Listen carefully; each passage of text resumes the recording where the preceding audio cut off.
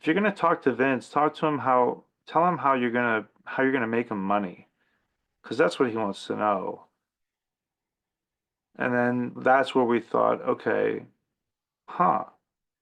So then we kind of revved ourselves up and went in, and fortunately, we knocked and went in and met with them and basically gave him the spiel that, listen, like, well, we didn't say listen, we were as respectful as possible at the time because we were still trying to keep our jobs. Um, and we just basically said, we think we'll be able to make you more money and be more effective to you as a team and as a unit. And he started to kind of get hyped up, and he was like, "Yeah, yeah, but it's like you're not the biggest dog in the yard, but you have the biggest bite." And like, I think he has this obsession with pit bulls or dogs, right? Because then later on, he made Jamie and Right. Cash the pit Cash. bulls. No, Right. seriously. Um, but he said, "Okay, I like that. I like that a lot. Come up with your look or whatever. I want you guys to match." So that's where, we started brainstorming on the shorts and the vest and stuff. And his wife made the masks. But then we just kind of toiled in the tag division or whatever for a while. It was like anytime we felt like we were generating steam, it would get taken away by like a new toy that we Mhm. had to put over or a new project that we had to put over. And that was extremely frustrating. And other teams were like fucking up or getting themselves fired. And we were doing the best jobs of putting these teams over, these Geminis and these Highlanders and Mexicools and you know, It wasn't the because brightest time in the tag team division, was it? it sucked, man. It was just No. it was like nothing.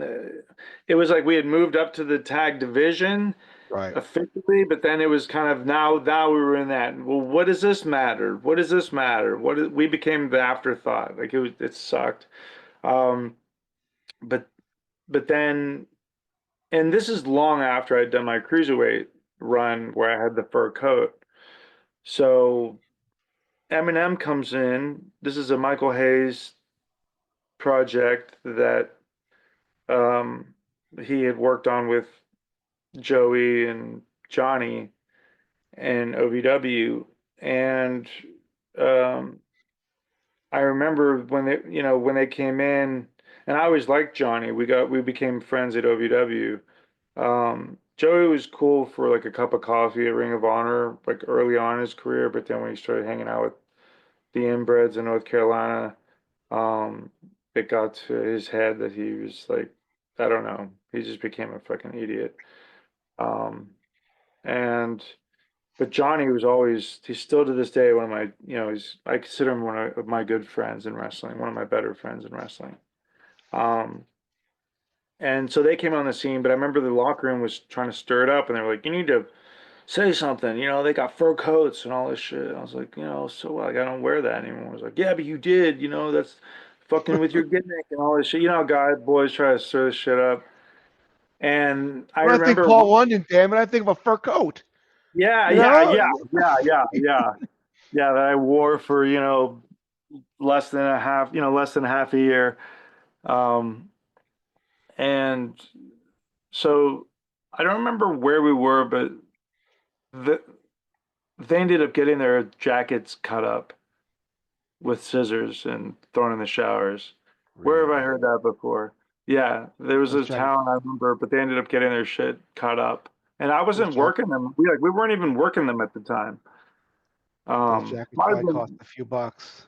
uh and old Joseph had a bad pilly pop problem and was being sent away to rehab, so they had to find a way for them to drop the belts. And I remember we were in Albuquerque at the University of New Mexico in this kind of, I don't know, dining hall or something off, like it's a beautiful campus, but it was like a separate building from where the arena was. And old, old, old Theodore DiBiase, Mississippi's favorite shyster, uh, was our agent because we were beating them in a series of matches. Like, I think we swept them in all the matches that we had with them. And this was, I think, the go home show to the pay-per-view, and we were doing another thing there. This might have been when we got Melina off of the apron when she did the splits. I think it was that night. Um, and Ted Dibiase, he had this remark to Eminem, and he was like, "All right, look, we got, this is what we're doing." Da, da, da. He's like, "Okay," and we didn't catch the first part, but he was like, that they're not dropping. Look, they're not dropping you guys aren't dropping the belts because you're talent.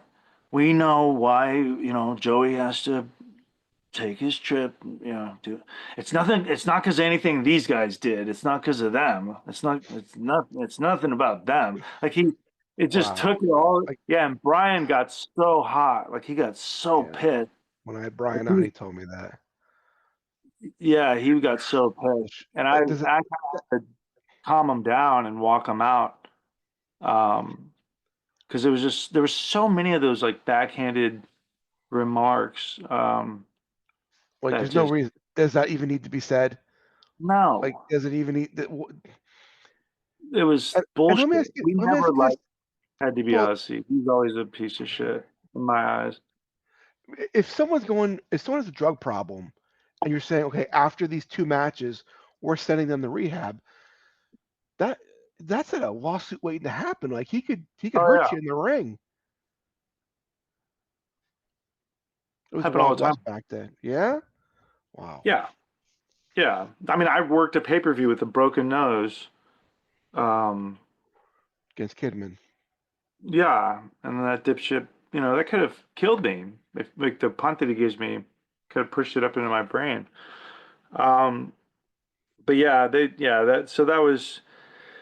But when we had that when we got the belts, that was one of my favorite matches of my career. If I had to be vain and be like, in my illustrious career, one of my favorite moments was this. Um, I mean, but that from the crowd reaction to the flow of the match to the near falls that we pulled off everything that we wanted to do and then some. And I want to say I might even give the credit to Jimmy Corderas. I believe he was our referee for that match. But the Molina screaming in his ear to break the count, I want to say that was his idea, which was amazing, and I've never Yeah. seen anything like it. Um, but that was one of my absolute favorite matches and times. Because when I won the tag belts with Kidman, that was in Winnipeg, and I blew the tire out on my stupid little whatever the hell that thing, PT Cruise. No, I don't know what the hell this thing was. It was like a little car. I rented it with Renee.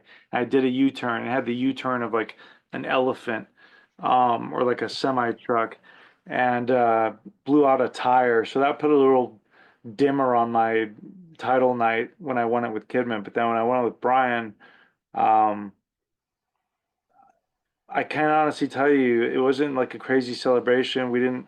I don't think I think it was more so just going to my room and looking at the title and it feeling much, much better this time. I'll just talk for a few moments real quick. I just wanted to point this, Yeah. first of all, I wanted to mention, this comic book that my brother and I created, uh, and it's right there. Wow. The hero of prophecy. Is that you? Are you in the comic But book? you see my name right there, Paul Paul London. Yeah. London, hero of the prophecy, and that's me. That's my brother's company. You can go to Geekscape. Wow. It's Geekscape. Yeah, Geekscape.net. Net. Okay. Is it Let a me. wrestling theme? Is there any wrestling involved in this? Yes, Okay, yeah.